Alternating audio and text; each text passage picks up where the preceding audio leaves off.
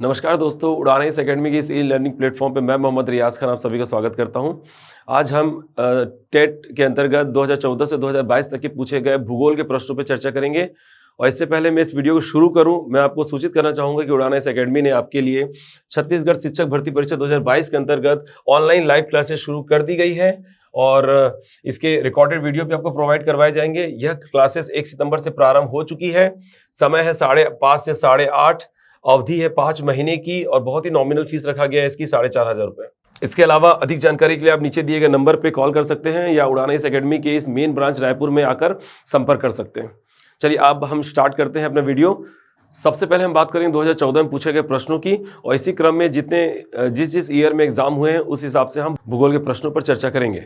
तो सबसे पहले 2014 में पूछे गए प्रश्न, बहुत ही आसान प्रश्न पूछे गए हैं भूगोल से, आप देखिएगा। चलिए पहला प्रश्न, मौसम के दृष्टिकोण से उष्णकटिबंधीय प्रदेश का प्रमुख लक्षण है।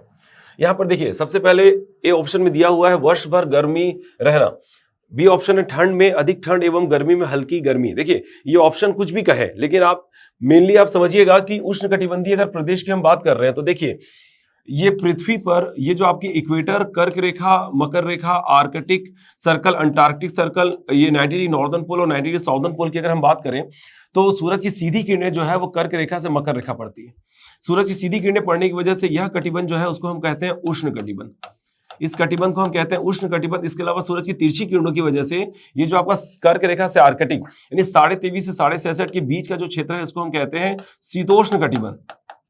चलिए इसके अलावा दक्षिण में भी सेम चीज और इसके अलावा 66.5 से 90 के बीच का यह जो क्षेत्र है इसको हम बोलते हैं शीत कटिबंध। क्यों? क्योंकि इस जगह पर सूर्य का प्रकाश नहीं पड़ता जिसकी वजह से यहाँ पे बर्फ जमी हुई है।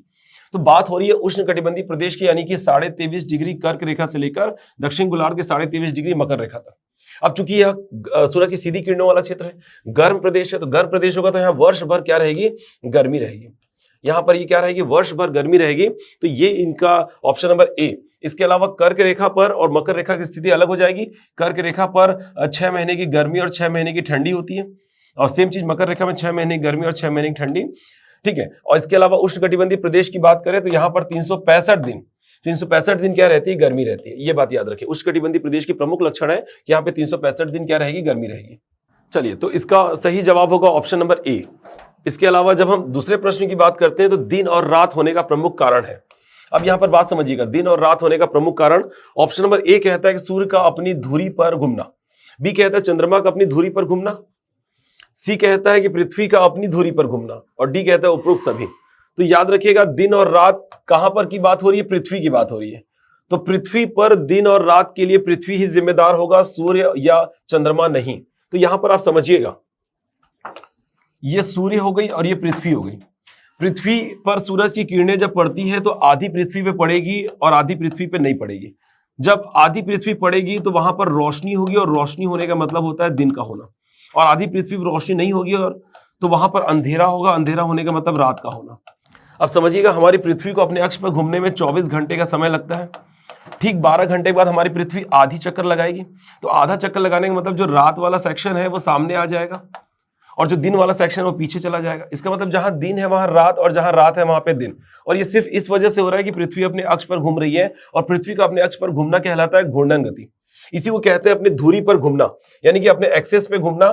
तो पृथ्वी का अपने अक्ष पर घूमना इसी को कह रहे हैं घूर्णन गति और इसी को कहते हैं परिभ्रमण गति। चलिए इसी को कहते हैं घूर्णन गति, यही है परिभ्रमण गति। इसका मतलब पृथ्वी का अपने धुरी पर घूमना, अपने अक्ष पर घूमने की वजह से ही दिन और रात होते हैं। अगर हमारी पृथ्वी अपने अक्ष पर नहीं घूमती तो जहां दिन है वहां हमेशा दिन होती और जहां रात है वहां हमेशा रात होती। चलिए तो इसका सही जवाब होगा ऑप्शन नंबर सी। चलिए देखिए आप देख पा रहे हैं बहुत ही आसान प्रश्न पूछे जा रहे हैं टीईटी में, तो आप थोड़ी तैयारी के साथ आप अपने एग्जाम को बेहतर बना सकते हैं। चलिए अगला प्रश्न देखते हैं। अगला प्रश्न, भारत में ग्रीष्मकालीन मानसूनी हवाएं। अब देखिए यहां पे प्रश्न समझिएगा, ग्रीष्मकालीन पूछ रहा है। मानसूनी हवाओं में ये मेंशन नहीं किया कि दक्षिण पश्चिम की बात हो रही है कि उत्तर पूर्वी की बात हो रही है, लेकिन चूंकि ग्रीष्मकालीन की बात हो रही है तो ग्रीष्मकालीन मानसूनी हवाओं से जो वर्षा होती है वो आपकी दक्षिण पश्चिम मानसूनी हवाएं है, क्योंकि इसकी उत्पत्ति सूर्य के उत्तरायण होने के दौरान होती है और सूर्य के उत्तरायण होने के दौरान क्या होती है? गर्मी होती है। और सूर्य के दक्षिणायन होने के दौरान ठंडी होती है और ठंडी के मौसम में जो मानसूनी हवाएं चलती है उसको बोलते हैं उत्तर पूर्व की मानसूनी हवाएं। इसका मतलब यह है कि भारत में ग्रीष्मकालीन मानसूनी हवाएं किस दिशा की ओर चलती है? अब बात पूछ रहा है दिशा। अब दिशा में एक बात समझिएगा, अगर हम बात करें ग्रीष्मकालीन मानसून की, तो ये दक्षिण पश्चिम मानसूनी हवाएं कहलाती है। और दक्षिण पश्चिम मानसूनी हवाओं की जो दिशा होती है, इस दिशा को इस तरह से देखा जाता है कि ये देखिए, ये नॉर्थ हो गया, ये साउथ, ये ईस्ट हो गई और ये वेस्ट हो गई। यानी कि दक्षिण पश्चिम से ये दिशा किस ओर जा रही है, उत्तर पूर्व की ओर जा रही है। और मानसूनी हवाओं में बहुत इंपॉर्टेंट चीज कि जिस तरफ से मानसूनी हवाएं जा रही होती है उसको उसी के नाम से जाना जाता है। यानी कि समझिएगा कि अगर कोई हवा पश्चिम से पूर्व जा रही है तो इसको बोलेंगे पश्चिमी हवाएं, कोई हवा पूर्व से पश्चिम जा रही है तो इसको कहेंगे पूर्वी हवाएं। बिल्कुल वैसे ही दक्षिण पश्चिम से उत्तर पूर्व की ओर जाने की वजह से इसको क्या बोलेंगे, दक्षिण पश्चिम की मानसूनी हवाएं। तो ग्रीष्मकालीन मानसून दक्षिण पश्चिम से होती है, ग्रीष्मकालीन मानसूनी हवाएं जो है दक्षिण पश्चिम की मानसूनी हवाएं होती है, जिसकी दिशा दक्षिण पश्चिम से उत्तर पूर्व। देखिए दक्षिण पश्चिम से उत्तर पूर्व, यानी बाकी ऑप्शन अगर आप नहीं भी देखना चाहेंगे तो भी आप समझ पाएंगे कि इसका ऑप्शन ए आपका सही जवाब होगा, दक्षिण पश्चिम से उत्तर पूर्व। और यहां पर अगर प्रश्न ये होता कि शीतकालीन मानसूनी हवाएं, तो ऑब्वियस सी बात है शीतकालीन मानसूनी हवाएं मतलब उत्तर पूर्व की मानसूनी हवाएं। चलिए इसकी दिशा फिर ऐसी होती, यानी उत्तर पूर्व से दक्षिण पश्चिम होती, तब इसका जवाब होता उत्तर पूर्व से दक्षिण पश्चिम। तो यहां पे उत्तर पूर्व से दक्षिण पश्चिम ये बदल जाती है। ठीक, तो बहुत ही आसान प्रश्न था। चलिए अब हम बात करते हैं अपने अगले प्रश्न की ओर। चलिए अब अगला प्रश्न कह रहा है कि जब दिन और रात की अवधि बराबर होती है तो सूर्य की किरणें सीधी पड़ती है कहां पर। अब बात समझिएगा, बात कर रहे हैं दिन और रात की अवधि का बराबर होना। अब समझिएगा पृथ्वी जो है वो सूर्य के चारों ओर क्या कर रही है, परिक्रमा कर रही है। इसके अलावा ये आपको समझना होगा इस प्रश्न के लिए, नहीं तो आप इस प्रश्न का जवाब नहीं दे पाएंगे। इसके अलावा आप समझें कि हमारी पृथ्वी अपने अक्ष पर क्या है, झुकी हुई है, कितना 23.5 डिग्री पूर्व की तरफ। 23.5 डिग्री पूर्व की तरफ झुके होने की वजह से ये हो गया 0 डिग्री देशांतर, ये हो गया 0 डिग्री अक्षांश, ठीक 0 डिग्री देशांतर। ये हो गई कर्क रेखा, आर्कटिक सर्कल, मकर रेखा, अंटार्कटिक सर्कल, और ये उत्तरी ध्रुव और दक्षिणी ध्रुव। इस हिसाब से देखा जाए तो ये पूरे पृथ्वी पर आप क्या बना लेंगे, इस टाइप के अक्षांश बना लेंगे। ठीक है, चलिए अब यहां पे समझिएगा। चलिए ये समय होता है 22 दिसंबर का, ये समय होता है 21 मार्च का, ये समय होता है 21 जून का, और ये समय होता है 23 सितंबर का। अब बात समझें कि इस समय 22 दिसंबर के दिन सूरज की सीधी किरणें मकर रेखा पे पड़ती है, और 21 जून को सूरज की सीधी किरणें कर्क रेखा पर पड़ती है, और यहां पर 21 मार्च और 23 सितंबर को सूरज की सीधी किरणें विषुवत रेखा पर पड़ती है। यहाँ पे जब सूरज की सीधी किरणें मकर रेखा पे पड़ेगी तो यहाँ पर होगी गर्मी, और गर्मी के मौसम में आप जानते हैं दिन बड़ी होती है और रात छोटी होती है। इसके अलावा जब सूरज की सीधी किरणें कर्क रेखा पे पड़ेगी तो कर्क रेखा में भी गर्मी होगी, और गर्मी में दिन बड़ी होगी और रात छोटी होगी। इसके अलावा जब जब सूरज की सीधी किरणें इक्वेटर पे पड़ेगी तब समय होता है कि दिन और रात क्या होंगे, आपके बराबर होंगे। तो यहाँ पर आप देखेंगे कि वो दो तारीख कौन सी है जब दिन और रात बराबर होते हैं, तो 21 मार्च और 23 सितंबर। यहाँ पे पूछा गया प्रश्न ये है कि जब दिन और रात की अवधि बराबर होती है तो सूर्य की किरणें सीधी पड़ती है किस पर, तो याद रखिएगा वो विषुवत रेखा है, वो भूमध्य रेखा है जिस पर सूरज की सीधी किरणें पड़ने की वजह से दिन और रात क्या होते हैं, बराबर होते हैं। तो ये देखिएगा उत्तरी ध्रुव पर गलत हो जाएगा, कर्क रेखा पर गलत हो जाएगा, दक्षिणी ध्रुव पर गलत हो जाएगा, तो भूमध्य रेखा पर यह आपका सही जवाब होगा। तो बहुत ही आसान प्रश्न देख रहे हैं आप। चलिए अब आगे बढ़ते हैं, अब बात करते हैं अगले प्रश्न की। 3 ओर से समुद्र से घिरा हुआ स्थलीय भाग कहलाता है। बहुत आसान प्रश्न, 3 ओर से क्या बोल रहा है, समुद्र से घिरा हुआ भाग। अब समझिएगा हमारा भारत का जो दक्षिण भारत है जिसको हम प्रायद्वीपीय पठार कहते हैं, वो 3 ओर से समुद्र से घिरा हुआ है। एक और अरब सागर है, एक और बंगाल की खाड़ी है, और एक और है आपका हिंद महासागर। आप समझ पा रहे होंगे, ये 3 ओर समुद्र से घिरा हुआ है, और एक और क्या है, स्थल है। तो याद रखिएगा जो 3 ओर समुद्र से और एक और स्थल से घिरा हो उसको बोलते हैं प्रायद्वीप, यानी कि पेनिनसुला। प्रायद्वीप उसे कहेंगे जो 3 ओर समुद्र से और एक और स्थल से घिरा हो। यहां पर पुरुष चरा है कि 3 ओर से समुद्र से घिरा हुआ स्थलीय भाग क्या कहलाता है, तो आप बताएंगे प्रायद्वीप। इसके अलावा तट, द्वीप और डेल्टा पर ज्यादा चर्चा करने की आवश्यकता नहीं है, आप इसके बारे में जानते होंगे। चलिए अब हम अगले प्रश्न की बात करते हैं। हमारा अगला प्रश्न है, जब भारत में सायं यानी शाम के समय 8:30 बज रहे हों तो इंग्लैंड में मानक समय होगा। अब आप समझ रहे हैं इंग्लैंड की अगर बात हो रही है तो समझिएगा पृथ्वी पर सेंटर पे खींचा हुआ लाइन कहलाता है 0 डिग्री देशांतर, और इसी 0 डिग्री देशांतर को कहते हैं इंटरनेशनल स्टैंडर्ड टाइम या फिर ग्रीनविच मीन टाइम, जो सबसे पहले कहां से गुजरती है, तो ब्रिटेन के ग्रीनविच लेबोरेटरी से गुजरती है, ब्रिटेन यानी इंग्लैंड से। यानी कि आप समझिएगा कि इस 0 डिग्री देशांतर को जिसे आप इंटरनेशनल स्टैंडर्ड टाइम कह रहे हैं, ग्रीनविच मीन टाइम कह रहे हैं, कहां से गुजर रही है, तो इंग्लैंड से गुजर रही है। और पूरे कंट्री का समय इसी इंटरनेशनल स्टैंडर्ड टाइम से निर्धारित होता है। और हमारे भारत का, ये देखिए हमारा भारत यही है और ये कर्क रेखा है। तो हमारे भारत में खींचा गया देशांतर या खींचा गया मानक समय कहलाता है इंडियन स्टैंडर्ड टाइम, जो 0 डिग्री देशांतर यानी कि इंटरनेशनल स्टैंडर्ड टाइम से आप पढ़े होंगे कि 5.5 घंटा आगे है। कितना घंटा? 5.5 घंटा आगे है। तो अगर ब्रिटेन में 12 बज रहे होंगे तो हमारे भारत में 5:30 बजेंगे। तो अब यहां पर यह पूछ रहा है कि अगर भारत में कितने बज रहे हैं? शाम के 8:30 बज रहे हैं।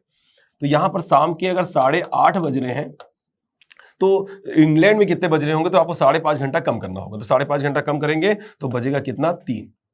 तो 3 बजेगा और वो भी शाम का। तो ऑप्शन नंबर ए, शाम के 3 बजेंगे। हालांकि 3 तो दोपहर का समय होता है, लेकिन आप शाम के 3 बजेंगे तो ऑप्शन नंबर ए आपका सही जवाब होगा। चलिए अब हम अगले प्रश्न की बात करते हैं। अगला प्रश्न कह रहा है कि स्वर्णिम चतुर्भुज परियोजना है। अब यहां पर देखिए स्वर्णिम चतुर्भुज परियोजना की अगर हम बात करें तो आपको पता होना चाहिए कि नेशनल हाईवे के विकास के क्रम को या नेशनल हाईवे के विकास को हमने 7 चरणों में देखा है, जिनमें सबसे पहला चरण जो है नेशनल हाईवे के विकास का वो है स्वर्णिम चतुर्भुज परियोजना। स्वर्णिम चतुर्भुज योजना में हमने क्या किया था? 4 महानगरों को आपस में क्या कर दिया? जोड़ दिया। 4 महानगर है आपका दिल्ली, ठीक है, मुंबई, चेन्नई और कलकत्ता। इन 4 भुजाओं में सबसे लंबी भुजा होगी आपकी कलकत्ता को चेन्नई से जोड़ने वाली, जिसकी लंबाई 1684 किलोमीटर। ये आपकी सबसे लंबी भुजा कहलाती है स्वर्णिम चतुर्भुज योजना की। तो स्वर्णिम चतुर्भुज परियोजना जो है वो राष्ट्रीय राजमार्ग परियोजना से संबंधित है। जल विद्युत शक्ति परियोजना बिल्कुल नहीं, वन्य जंतु संरक्षण बिल्कुल नहीं, नदी संयोजन परियोजना। ये ऑप्शन में और कुछ भी दे दे उससे कोई फर्क नहीं पड़ता। अगर आपके पास सही जवाब है तो आप एक बार में देख के पता लगा लेंगे कि इसका सही जवाब क्या होगा। अब बात करते हैं अगले प्रश्न की। अगला प्रश्न कहता है कि विश्व में गन्ने के उत्पादन सर्वाधिक किस देश में होता है? तो बात करें अगर विश्व में गन्ने के उत्पादन तो सबसे ज्यादा उत्पादन कहां पर होता है? ब्राजील। भारत जो है वो गन्ने के उत्पादन में कौन सा स्थान रखता है? दूसरा स्थान रखता है। तो फिलहाल पूछ रहा है सर्वाधिक किस देश में होता है गन्ने का उत्पादन? तो ऑप्शन नंबर ए आपका सही जवाब होगा, ब्राजील। चलिए अब हम अगले प्रश्न की बात करते हैं। अगला प्रश्न कह रहा है कि समताप मंडल में ओजोन परत का कार्य है। अब पहले ये समझो समताप मंडल होता कहां पर है। तो पृथ्वी के बाहर जैसे ही हम आगे बढ़ते जाएंगे हमारे पास 5 मंडलों की एक लेयर बन जाएगी। सबसे पहला मंडल है क्षोभ मंडल, ठीक, क्षोभ मंडल। दूसरा मंडल है आपका समताप मंडल,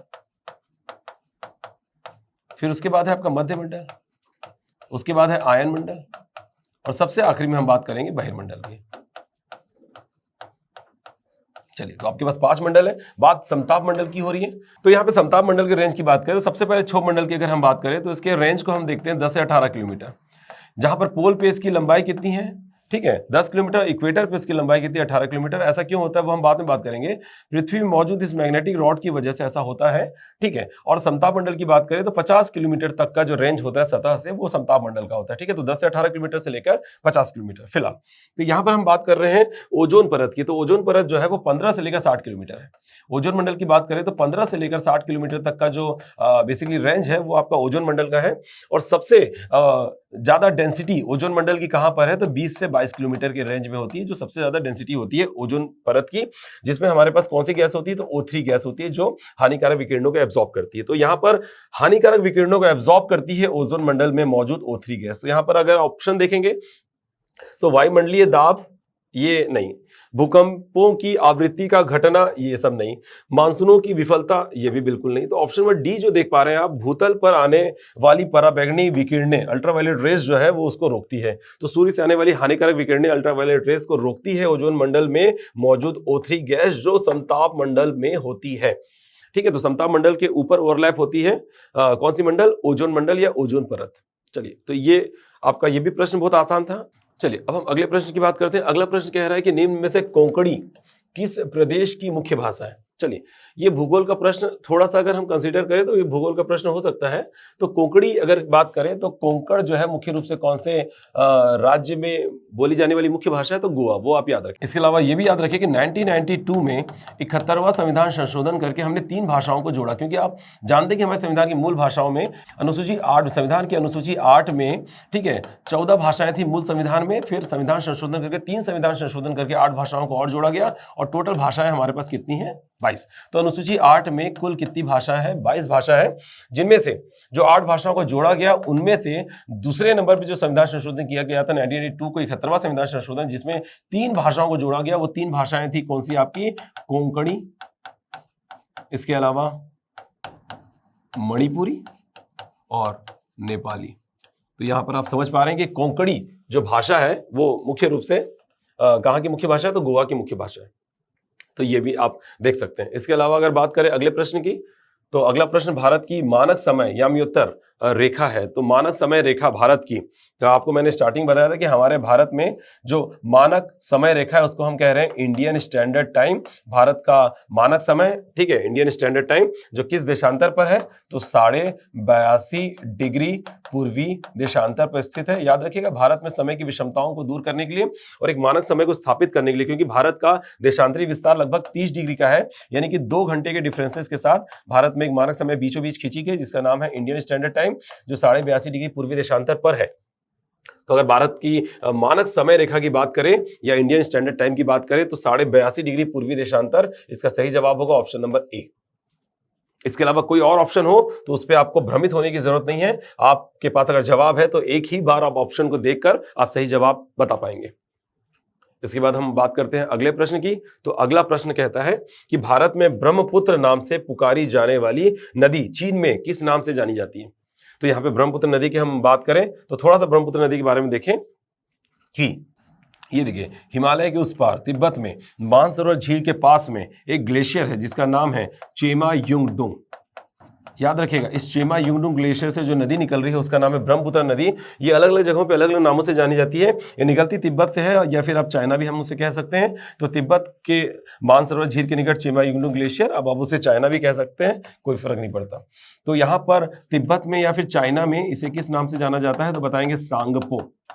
किस नाम से जाना जाता है, सांगपो। उसके बाद जब ये अरुणाचल प्रदेश में प्रवेश करती है, अरुणाचल प्रदेश में इसे कहते हैं दिहांग।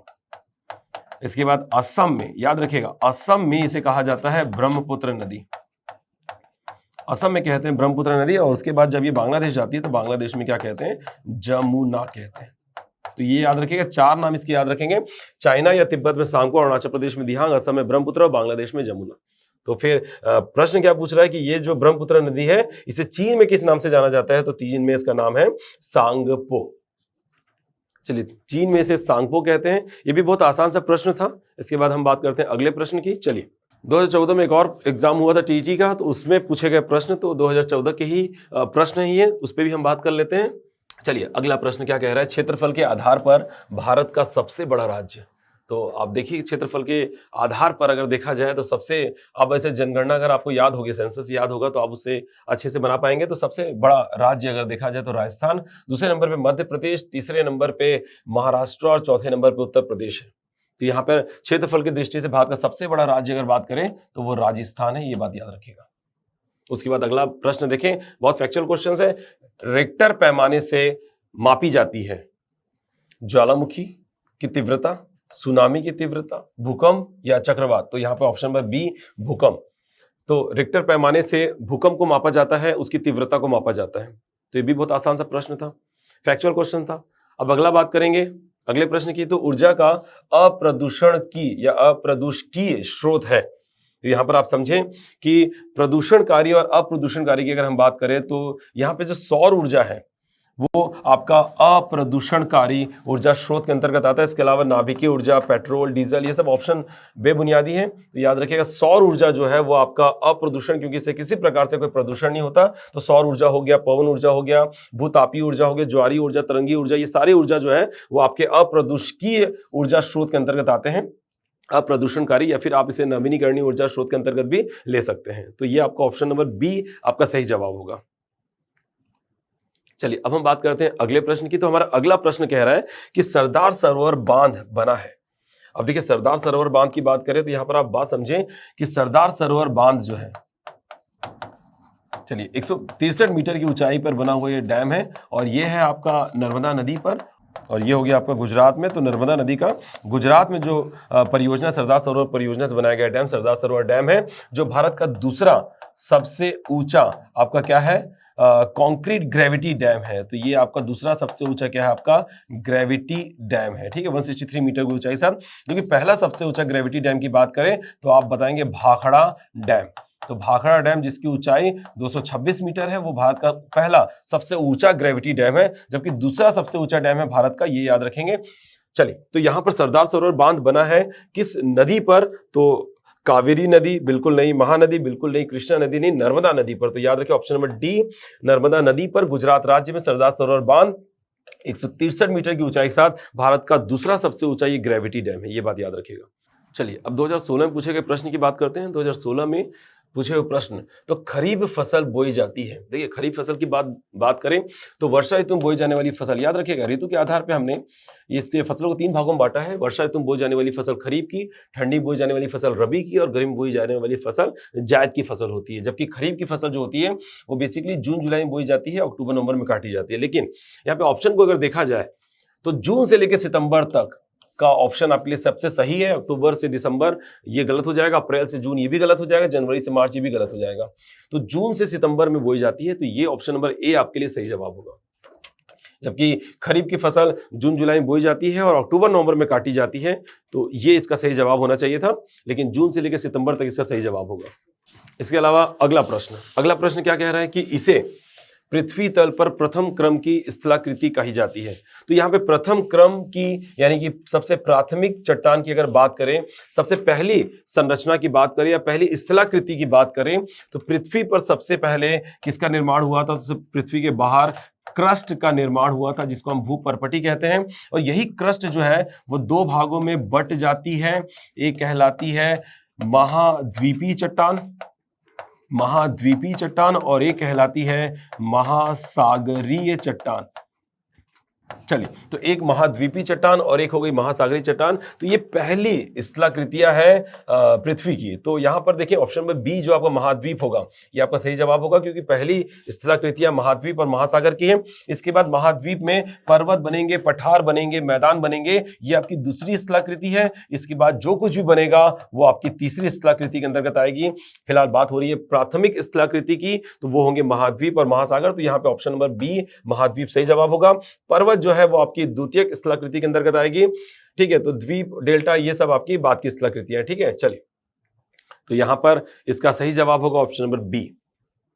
अब हम अगले प्रश्न की ओर बढ़ते हैं। अगला प्रश्न कहता है कि किस चट्टान में जीवाश्म नहीं पाया जाता? देखिए जीवाश्म नहीं पाया जाता, तो यहां पर आप समझें कि अवसादी चट्टानें एक परतदार चट्टानें होती है। इन परतदार चट्टानों में जीवाश्म हो भी सकता है, नहीं भी हो सकता है, लेकिन संभवतः हो भी सकता है। ठीक है, कायांतरित चट्टानों में भी जीवाश्म पाया जाता है, लेकिन आग्नेय चट्टानें जो पृथ्वी के निर्माण के दौरान सबसे पहले बनी, तो जब सबसे पहली बनी हुई चट्टान आग्नेय चट्टानें हैं, तो इन चट्टानों में जब पृथ्वी निर्माण हो रहा था तो किसी प्रकार से कोई जीवों की उत्पत्ति नहीं हुई थी, तो सवाल ही नहीं होता इसमें जीवाश्म के पाए जाने का। तो आग्नेय चट्टान वो चट्टान है जिसमें किसी प्रकार से कोई जीवाश्म पाया नहीं जाता। तो ये इसका सही जवाब होगा ऑप्शन नंबर बी। चलिए, अगला प्रश्न कहता है कि प्राथमिक चट्टान किसे कहा जाता है? प्राथमिक चट्टान किसे कहते हैं? तो मैंने आपको स्टार्टिंग बताया प्राथमिक चट्टान। देखिए चट्टानों की अगर हम बात करें, स्थलाकृतियां अलग चीज है। वो प्राथमिक स्थलाकृतियों में महाद्वीप, महासागर, द्वितीय स्थलाकृति में पर्वत, पठार, मैदान, ये सब बातें अलग चीज हो जा रही है। यहाँ पर पूछ रहा है प्राथमिक चट्टान पूछ रहा है। तो भारत में चट्टानों को 4 भागों में बांटा गया है। सबसे पहला प्राथमिक चट्टान, दूसरा हो गया आपका द्वितीय चट्टान, तीसरा हो गया आपका तृतीय चट्टान, और चौथे नंबर पे हो गया आपका चतुर्थी चट्टान। तो यहाँ पे आप बात समझें कि प्राथमिक चट्टान में हम कौन सी चट्टानों को लेते हैं? जो सबसे पहले बनी, जैसे कि आप बता सकते हैं आर्कियन, आप बताएंगे आर्कियन। इसके अलावा आप बता सकते हैं आर्कियन ही आपकी कौन सी चट्टान होती है? तो बताएंगे आग्नेय चट्टान, क्योंकि हर वो चट्टान जो अवस्था में ठोस होती है उसे हम क्या कहते हैं? आग्नेय। चूंकि आर्कियन चट्टान अवस्था में ठोस है, इसलिए वो एक प्रकार की आग्नेय चट्टान है। द्वितीय चट्टान की बात करें तो आर्कियन क्रम की चट्टान की अपर्दन और निक्षेपण से बनने वाली सारी चट्टानें, जो कि कौन कौन सी? धारवाड़, कडप्पा, उसके बाद अगर बात करें विंध्यन, फिर हो गया आपका गोंडवाना और दक्कन। ये जो आपकी 5 चट्टानें हैं वो आपकी द्वितीय प्रकार की चट्टान के अंतर्गत आती है। बात अगर तृतीय चट्टान की करें तो तृतीय चट्टानों में हिमालय के निर्माण के दौरान जितनी भी संरचनाएं बनी वो तृतीय चट्टानों के अंतर्गत आएगी। और भारत की सभी मैदानी संरचनाएं जो है, जिसमें मध्यवर्ती मैदान, थार का मरुस्थल, तटीय मैदान और डेल्टाई क्षेत्र शामिल है, ये आपकी चतुर्थी चट्टान के अंतर्गत आएगी। तो यहाँ पूछ रहा है प्रश्न प्राथमिक चट्टान के बारे में। तो प्राथमिक चट्टानें आप देख पा रहे हैं आर्कियन, जिसमें मैं क्या कह रहा हूँ? आग्नेय। तो अवसादी चट्टानें प्राथमिक चट्टानें नहीं है, कायांतरित चट्टानें प्राथमिक चट्टानें नहीं है। तो आप इसमें ऑप्शन नंबर ए आपका सही जवाब होगा, आग्नेय चट्टान, जो आपकी प्राथमिक चट्टान है। चलिए, तो ये हो गया इसका सही जवाब। अब हम बात करते हैं अगले प्रश्न की। तो अगला प्रश्न कहता है कि पृथ्वी के केंद्रीय भाग को क्या कहते हैं? ये सब आए हुए प्रश्न है, बहुत ही इजी प्रश्न है। थोड़ी तैयारी के साथ आप इसके क्वेश्चन के आंसर आसानी से बता पाएंगे। चलिए, अगला प्रश्न क्या कह रहा है कि पृथ्वी के केंद्रीय भाग को क्या कहते हैं? तो आपको इसके लिए समझना होगा कि पृथ्वी को हमने कितने भागों में बांटा है? 3। सबसे बाहर वाले भाग को कहते हैं क्रस्ट, उसके अंदर वाले भाग को कहते हैं मेंटल, और सबसे अंदर वाले भाग को कहते हैं कोर। याद रखिएगा, क्रस्ट को कहते हैं भूपर्पटी, वही मेंटल को कहते हैं प्रवार, तीसरा कोर को कहते हैं क्रोड। चलिए, तो यहां पर आप देख पा रहे हैं कि पृथ्वी को हमने 3 भागों में बांटा है, क्रस्ट, मेंटल, कोर। तो सबसे आंतरिक भाग जो है, क्या पूछ रहा है, सबसे केंद्रीय भाग, केंद्रीय भाग मतलब अंदर वाला भाग, अंदर वाला भाग क्या है तो बताएं, कोर है। तो यहां पर देखेंगे कोर को ही क्या कहते हैं हिंदी में, क्रोड। तो ना क्रस्ट ना मेंटल, तो क्या होगा, ऑप्शन नंबर सी आपका सही जवाब होगा, क्रोड। चलिए, तो इसका सही जवाब है ऑप्शन नंबर सी। अब हम बात करते हैं अगले प्रश्न की। तो अगला प्रश्न कह रहा है, भिलाई स्टील प्लांट की स्थापना किसके सहयोग से की गई। तो यहाँ पे भिलाई स्टील प्लांट में आप समझिएगा कि स्वतंत्रता के पश्चात हमने 4 उद्योगों को, ठीक है, स्वतंत्रता के पश्चात हमने दूसरी पंचवर्षीय योजना में हमने उद्योग को प्रोत्साहन दिया और 4 उद्योगों की स्थापना की। याद रखिएगा, 4 उद्योगों की स्थापना करेंगे, और वो 4 उद्योग देखिए यहाँ पे झारखंड में बोकारो स्टील प्लांट, पश्चिम बंगाल में आपका दुर्गापुर स्टील प्लांट, वहीं पर उड़ीसा में आपका राउरकेला स्टील प्लांट, और यहाँ पे छत्तीसगढ़ में हो गया आपका भिलाई स्टील प्लांट। यहाँ पे आप समझें कि छत्तीसगढ़ में जो भिलाई स्टील प्लांट की स्थापना की गई थी वो किसके सहयोग से की गई थी, तो यूएसएसआर यानी यूनाइटेड स्टेट ऑफ सोवियत रूस की। और झारखंड में जो बोकारो स्टील प्लांट है उसकी स्थापना भी यूएसएसआर के सहयोग से की गई थी। वहीं पर पश्चिम बंगाल में जो दुर्गापुर स्टील प्लांट है उसकी स्थापना यूनाइटेड किंगडम के सहयोग से, और उड़ीसा में जो राउरकेला स्टील प्लांट है उसकी स्थापना जो है वो जर्मनी के सहयोग से की गई थी। ये आप याद रखेंगे। तो बात भिलाई स्टील प्लांट की है तो सोवियत रूस की सहयोग से, ठीक है, यूनाइटेड स्टेट ऑफ सोवियत रूस के सहयोग से भिलाई स्टील प्लांट की स्थापना की गई थी, ये आप याद रखेंगे। चलिए अगले प्रश्न की बात करते हैं। अगला प्रश्न कहता है कि अरावली किस प्रकार के पर्वत का उदाहरण है। तो यहाँ पे याद रखिएगा, बात अगर अरावली की हो रही तो भारत की सबसे प्राचीन, और न केवल भारत की बल्कि पूरे विश्व की सबसे प्राचीन पर्वतों में से एक पर्वत अरावली। इसका निर्माण जब हमारी इंडियन प्लेट अफ्रीका की मुख्य भूमि से क्या हुई थी, अलग हुई थी। जब अफ्रीका की मुख्य भूमि से अलग हुई थी, समय था 57 करोड़ वर्ष का। तो इस समय जब हमारी इंडियन प्लेट अफ्रीका की मुख्य भूमि से अलग हुई थी, उसी दौरान अरावली पर्वत श्रृंखला का निर्माण हुआ। ये भारत और विश्व की सबसे प्राचीन वलित और अवशिष्ट पर्वत श्रृंखला है। वलित पर्वत का मतलब होता है फोल्डेड माउंटेन, और अवशिष्ट पर्वत मतलब होता है रिलेक्ट या रेसिड्यूल माउंटेन कहते हैं इसे। और अवशिष्ट पर्वत के बारे में आज अभी जान लीजिए, क्योंकि बहुत जरूरी है ये जानना कि कोई भी पर्वत जो प्राचीन होगी उसका अपर्दन भी सर्वाधिक होगा, और अपर्दन के सर्वाधिक होने की वजह से उस पर्वत का शेष हिस्सा ही रह जाए, क्योंकि बाकी हिस्सा अपर्दित होने की वजह से खत्म हो जाएगा। तो जो बचा हुआ पर्वत है, जो शेष पर्वत है, उसी को हम बोलते हैं अवशिष्ट पर्वत। तो जो पर्वतें प्राचीन होती है वो अवशिष्ट भी होती है, लेकिन फिलहाल यहाँ पे ये नहीं पूछ रहा है कि ये अवशिष्ट भी है, यहाँ पर पूछ रहा है ये किस प्रकार की पर्वत है मुख्य रूप से। तो याद रखेगा मोरदार पर्वत। लेकिन यहाँ पे ऑप्शन अवशिष्ट पर्वत भी दिया हुआ है, तो यहाँ पे ये पर्वत अवशिष्ट पर्वत भी है, ये भी याद रखिएगा। सबसे प्राचीन वलित, और याद रखिएगा जो प्राचीन होगी वो आपकी अवशिष्ट भी होगी। तो इसका जवाब अगर ऑप्शन में एक होता कि इनमें दोनों, तो दोनों सही जवाब होता, लेकिन अवशिष्ट तो बात की बात है, वो तो पहले तो वलित होगी। तो वलित पर्वत को हम बोलते हैं मोरदार पर्वत यानी कि फोल्डेड माउंटेन। तो मोरदार पर्वत इसका सही जवाब होगा ऑप्शन नंबर ए। लेकिन अगर किसी एग्जाम में अगर ये पूछता है दोनों ऑप्शन देके कि दोनों है, तो हाँ बिल्कुल मोरदार पर्वत भी है और अवशिष्ट पर्वत, ये दोनों का उदाहरण है। लेकिन अवशिष्ट तो बाद में होगी, पहले वलित होगी, इसलिए इसका सही जवाब ऑप्शन नंबर ए मोरदार पर्वत यानी वलित पर्वत यानी फोल्डेड माउंटेन इसका सही जवाब होगा। अब हम बात करते हैं 2017 में पूछे गए प्रश्न की। 2017 में पूछे गए प्रश्न, मैकल पर्वत निम्नलिखित में से किसका भाग है।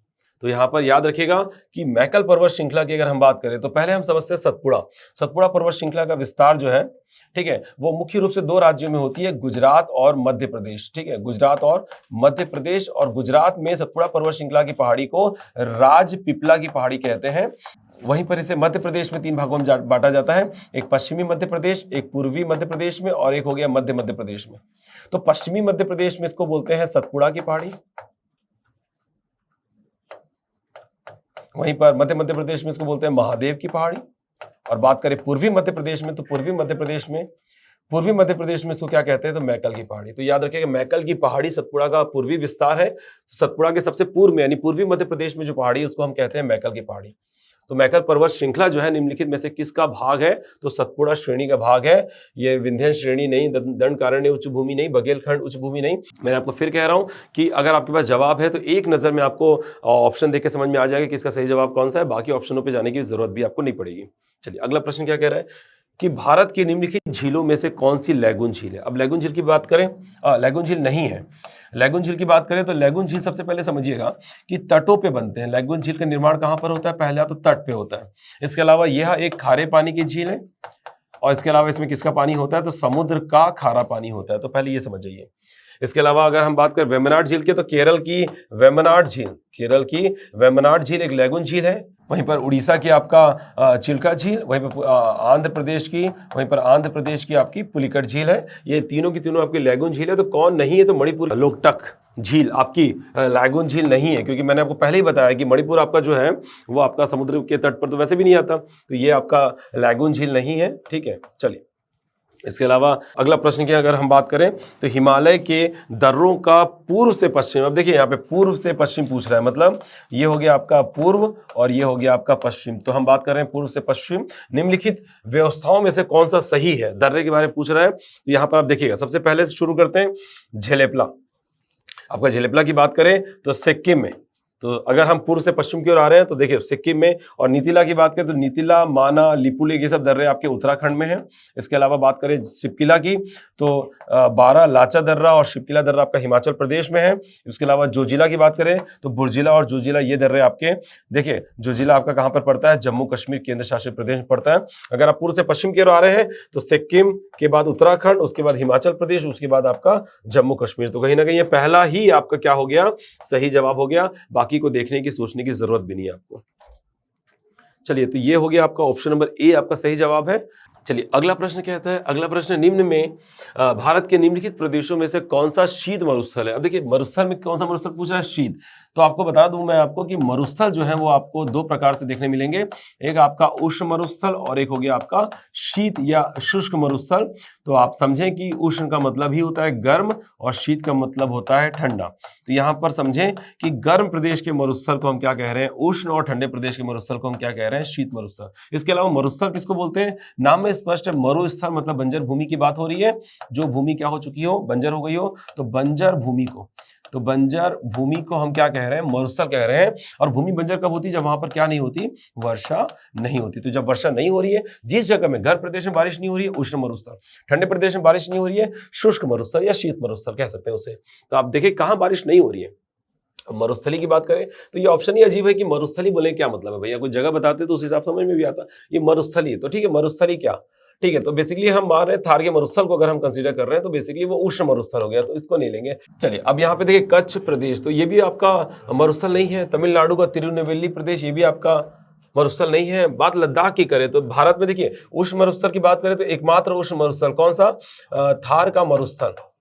तो थार का मरुस्थल है वो भारत का एकमात्र उष्ण मरुस्थल है। और शुष्क मरुस्थल की बात करें तो लद्दाख, लेह लद्दाख वाली जो जगह है, ठीक है, वो आपका कौन से मरुस्थल में आता है? लद्दाख शीत मरुस्थल में आता है। क्यों? क्योंकि यहाँ पर भी क्या नहीं होती? वर्षा नहीं होती। और वर्षा नहीं होती इस वजह से ये जगह क्या है आपका, ठीक है, स्नोफॉल होती है, उससे कोई मतलब नहीं, लेकिन वर्षा ना होने की वजह से ये क्या हो गया आपका? एक मरुस्थल हो गया। और इसको हम बोलते हैं कौन सा मरुस्थल? शीत मरुस्थल। ठीक है, चलिए अब हम बात करते हैं अगले प्रश्न की। तो अगला प्रश्न क्या कह रहा है कि निम्नलिखित में से कौन सा सबसे चौड़ा जलप्रपात है? बात सबसे चौड़े जलप्रपात की है। तो यहाँ पर देखिए जोग प्रपात, तो जोग गरसोपई या महात्मा गांधी जलप्रपात आपका शरावती नदी पर है, कर्नाटक में है। तो ये भारत का सबसे ऊंचा जलप्रपात है, सबसे चौड़ा जलप्रपात नहीं है। तो ये आपका गलत जवाब हो जाएगा। दूध सागर जो प्रपात की बात करें, जलप्रपात, ये अमरकंटक में है, ये भी कोई चौड़ा वड़ा नहीं है।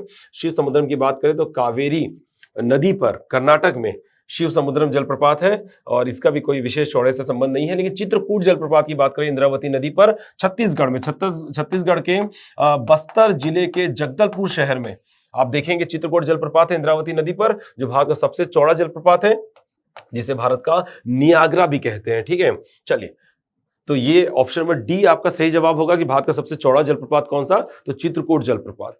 चलिए अब हम बढ़ते हैं अगले प्रश्न की ओर। अगला प्रश्न कह रहा है कि नर्मदा डेल्टा निम्नलिखित में से किस प्रकार का है? तो डेल्टा ही बोलना यहाँ पे सबसे प्रश्न की सबसे बड़ी त्रुटि है। याद रखिएगा, ये प्रश्न जो पूछा गया था ये प्रश्न ही गलत था कि नर्मदा नदी डेल्टा नहीं बनाती, ठीक है, लेकिन चलो ठीक है, मान लिया जाए कि नर्मदा डेल्टा निम्नलिखित में से किस प्रकार का है। तो यहाँ पर देखिए चापा का ये सब क्या है ऑप्शन में, अजीबोगरीब ऑप्शन है कि भाई नदी या तो डेल्टा बनाएगी या तो एस्चुरी बनाती है समुद्र में जाकर, ठीक है। तो यहाँ पे पंजाकार, रोणित, ठीक है, लेकिन वो सब छोड़िए, ये जो ज्वार नद मुखी है जिसको हम क्या कहते हैं, एस्चुरी। तो ये जो आपका एस्चुरी है, तो नर्मदा नदी जो पश्चिम की ओर बह रही है, याद रखिएगा भारत के पश्चिम की ओर बहने वाली सभी नदी किसका निर्माण करती है, एस्चुरी का निर्माण करती है, और पूर्व की ओर बहने वाली सभी नदी किसका निर्माण करती है, डेल्टा का निर्माण करती है, ठीक है। तो नर्मदा नदी चाहे ताप्ती हो, माही हो, साबरमती नदी हो, ये पश्चिम की ओर बहने वाली सभी नदी जो है वो ज्वार नद मुख यानी कि एस्चुरी का निर्माण करती है। ऑप्शन नंबर सी आपका क्या होगा, सही जवाब होगा। चलिए अब हम बढ़ते हैं अगले प्रश्न की, और अगला प्रश्न हमारा, अब देखते हैं 2019 में पूछे गए प्रश्नों की। तो सबसे पहला प्रश्न, भारत में निम्नलिखित में से किस प्रकार की वर्षा नहीं होती, पूछ रहा है, ठीक है। तो बात करें पर्वतीय वर्षा, तो भैया पर्वतीय वर्षा होती है क्योंकि भारत में बहुत सारे पर्वत हैं। यहाँ पर क्या होते हैं, बादलें जो होती है वो पर्वतों की ढालों के सहारे ऊपर की ओर उठती है और संतृप्त होकर संघनित होकर बादल बनाती है और वर्षा करवाती है, तो ये पर्वतीय वर्षा हो गई। वहीं पर संवहनी वर्षा की बात करें तो ऐसी वर्षा नॉर्मली गर्मी के मौसम में होती है। गर्मी के मौसम जब हवाएं आर्द्र हवाएं गर्म हो जाती है तो वो क्या हो जाती है, वाष्पीकृत होकर ऊपर उठती है और संतृप्त होकर संघनित होकर बादल बनाती है और क्या करती है, वर्षा करती है।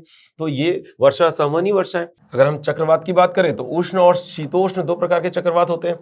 देखिए चक्रवात में चक्रवात प्रति चक्रवात दो प्रकार के हो गए, और चक्रवात में ही दो प्रकार होते हैं, उष्ण चक्रवात और शीतोष्ण चक्रवात। शीतोष्ण चक्रवात ठंडे प्रदेश में होंगे, उष्ण चक्रवात गर्म प्रदेश में होंगे, इनका अपना एक रेंज होता है, उस पर बात नहीं करेंगे। तो नॉर्मली भारत एक उष्णकटिबंधीय प्रदेश होने की वजह से भारत में कौन सी वर्षा होगी, उष्ण चक्रवाती वर्षा होती है, हर बार होती है। लेकिन मूसलाधार वर्षा की बात करें तो ये मूसलाधार वर्षा बहुत तीव्र गति से होने वाली वर्षा है।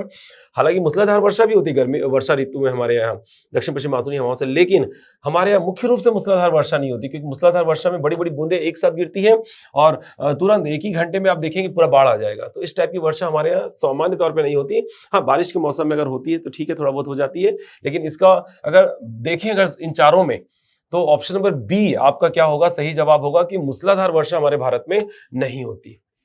ये इसका सही जवाब होगा। हालांकि मूसलाधार वर्षा भी भारत में होती है, लेकिन चारों ऑप्शन में देखा जाए तो मूसलाधार फिलहाल नहीं होती, क्योंकि दक्षिण पश्चिम मानसून से भी हमारे यहाँ इतनी ज्यादा बारिश नहीं होती कि एकदम मूसलाधार टाइप की एकदम बहुत तेज बारिश हो जाए और बाढ़ आ जाए। ये बादल के फटने जैसा होता है कि बहुत तेज बारिश हो रही है और बादल फट गई और पूरा बाढ़ आ गई, हर जगह बाढ़ आ गया। तो इस टाइप की चीजें हमारे यहाँ नहीं होती। चलिए अब अगला प्रश्न, किस वर्ष तमिलनाडु तट को सुनामी ने सर्वाधिक प्रभावित किया था? तो इसका फैक्चुअल जवाब है 2004 में आया सुनामी ने तमिल तट को बहुत ज्यादा प्रभावित किया था। चलिए अब अगले प्रश्न की ओर बढ़ते हैं कि हिमालय में सबसे गहरी गर्त कौन सी नदी बनाती है? तो आप देखेंगे कि हिमालय के पश्चिम की तरफ बनने वाले गर्त सिंधु नदी द्वारा, जिसको बोलते हैं गिलगित गॉर्ज, और पूर्व की तरफ देखिए हिमालय के पूर्व की तरफ बनने वाले गॉर्ज ब्रह्मपुत्र नदी द्वारा, जिसको आप बोलते हैं नामचा बरुआ गॉर्ज या फिर ब्रह्मपुत्र गॉर्ज। तो पश्चिम में बनने वाले सिंधु नदी द्वारा बनाए गए गिलगित गॉर्ज जो है वो सबसे गहरा गॉर्ज है। तो सिंधु नदी पर बनने वाला गॉर्ज सबसे गहरा गॉर्ज है। तो ये आपका ऑप्शन नंबर डी आपका सही जवाब होगा। बाकी रावी, झेलम, चिनाब ये सब नदियां, एक बात बताना चाहूंगा कि गॉर्ज ही नहीं बनाती, ये सब नदियां गॉर्ज ही नहीं बनाती, सिर्फ सिंधु नदी गॉर्ज बनाती है, जिसका नाम है गिलगित गॉर्ज। तो ऑप्शन नंबर डी आपका सही जवाब होगा। चलिए अब हम बात करते हैं अगले प्रश्न की। तो अगला प्रश्न क्या कह रहा है, इनमें से कौन सा कथन सत्य है? अभी सभी ग्रह सूर्य की परिक्रमा करते हैं, बिल्कुल सही, सभी ग्रह सूर्य की परिक्रमा करते हैं। भाई वो ग्रह ही कहलाएंगे जब वो सूर्य की परिक्रमा करेंगे। देखिए सूर्य क्या है, हमारा तारा, सूर्य हमारा तारा है, तो जो तारे की परिक्रमा करता है उसे हम क्या कहते हैं, ग्रह। तो ग्रह ही सूर्य की परिक्रमा करते हैं, बिल्कुल तारे की परिक्रमा करते हैं। सभी ग्रह प्रकाश उत्सर्जित करते हैं, बिल्कुल नहीं। इसके अलावा चंद्रमा सौरमंडल का एक ग्रह है। देखिए चंद्रमा सौरमंडल का ग्रह नहीं बल्कि उपग्रह है, तो ये भी गलत हो जाएगा। पृथ्वी सूर्य के सबसे निकट का ग्रह है, बिल्कुल गलत। बुध, शुक्र, पृथ्वी, तीसरे नंबर पे आता है पृथ्वी। तो ऑप्शन नंबर ए आपका सही जवाब होगा। इसके बाद हम बात करते हैं अगले प्रश्न की, निम्नलिखित में से किस स्थान पर जूट उद्योग स्थित नहीं है? तो जूट उद्योग जूट उत्पादक क्षेत्रों में ही स्थित किए जाते हैं, जूट उत्पादक क्षेत्र में ही जूट उद्योग स्थापित किए जाते हैं। तो यहाँ पर आप देखेंगे, शायद हो सकता है कि आपको ये नाम याद ना हो, लेकिन रानीगंज की बात करें तो रानीगंज दूसरे नंबर पर सबसे बड़ा कोयला भंडारण क्षेत्र है। ये जगह कोयले के नाम से प्रसिद्ध है, कोयले के लिए प्रसिद्ध है। पहले नंबर पर झारखंड का झरिया जो सबसे बड़ा कोयला भंडारण क्षेत्र है, दूसरे नंबर पर रानीगंज पश्चिम बंगाल का, और तीसरे नंबर पर उड़ीसा का तालचेर जो है वो सबसे बड़ा कोयला भंडारण क्षेत्र है। तो यहाँ पर देखिए रानीगंज जो है कोयले के लिए प्रसिद्ध है, न कि जूट के लिए। तो टीटागढ़ हो गया, बांस बेरिया हो गया, बिरलापुर हो गया, ये सब जूट उद्योग के लिए जाने जाते हैं, न कि रानीगंज जाना जाता है।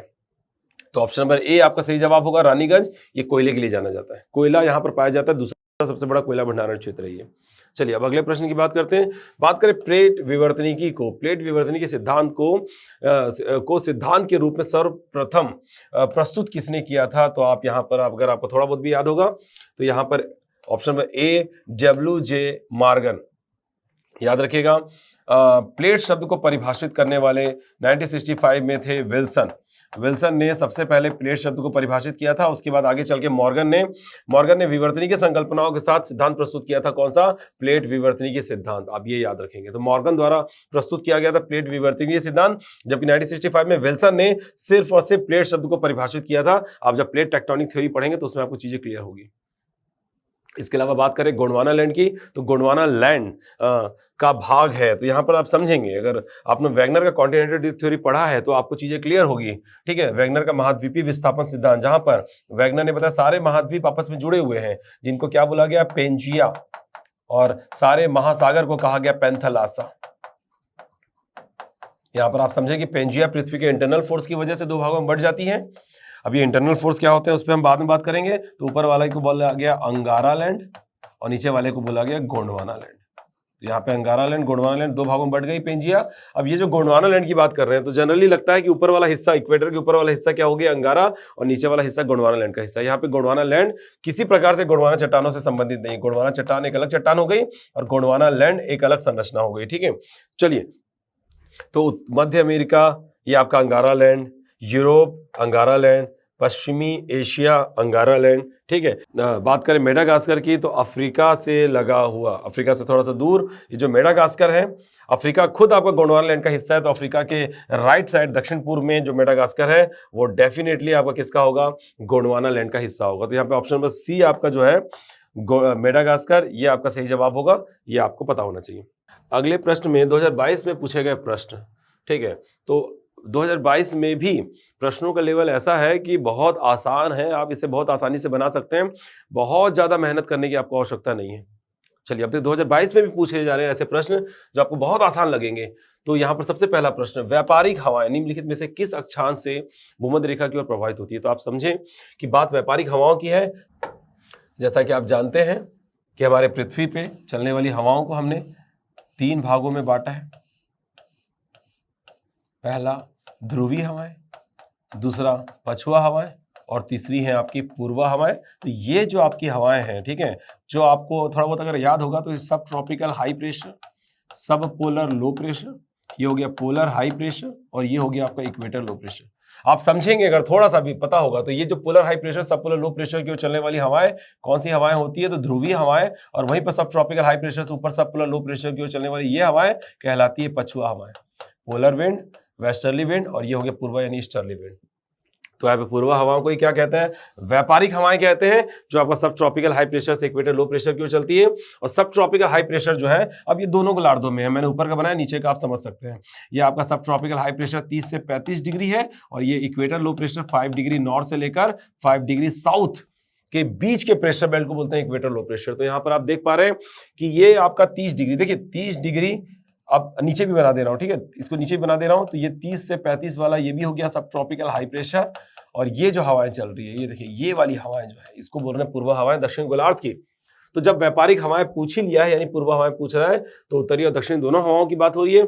तो 30 डिग्री उत्तर से, देखिए 30 डिग्री उत्तर से लेकर 30 डिग्री दक्षिण तक, 30 डिग्री दक्षिण मतलब 30 डिग्री उत्तर का मतलब होता है 30 डिग्री उत्तरी अक्षांश से लेकर 30 डिग्री दक्षिणी अक्षांश, ये यहाँ 30 डिग्री दक्षिणी अक्षांश जो है, यहाँ से हवाएं चल रही है इक्वेटर लो प्रेशर की ओर। तो 30 डिग्री उत्तर एवं 30 डिग्री दक्षिण से व्यापारिक हवाएं चलती है। 15 डिग्री सरासर गलत है, और ये 30 डिग्री उत्तर और 35 डिग्री दक्षिण ये भी गलत हो जा रहा है। 15 डिग्री और 20 डिग्री, इनको मतलब एग्जैक्ट इन्होंने एक्सप्लेन नहीं किया अपने ऑप्शन को।